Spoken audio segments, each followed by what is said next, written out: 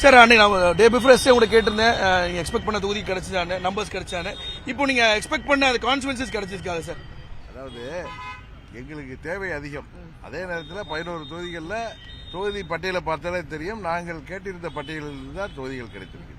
But சில வட மாவட்டங்களில் ஒரு சில தொகுதிகள், குறிப்பா ராணிப்பேட், திருப்பத்தூர் டிஸ்ட்ரிக்ட்ல சில உங்களுக்கு பாமக இருந்ததுன்னு சொன்னாங்க. இல்லை அப்படி இல்லை, அந்த தொகுதியில் அவர்களும் கேட்டிருந்தார்கள். எங்களுக்கு உள்ள 11 தொகுதிகளில் கூடுமானவரை நல்ல தொகுதிகளாக பெற்றிருக்கிறோம்.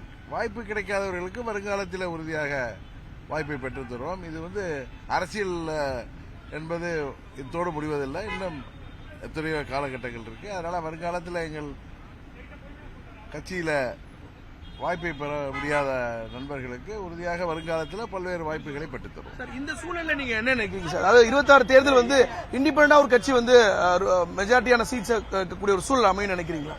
உறுதியாக அதிமுக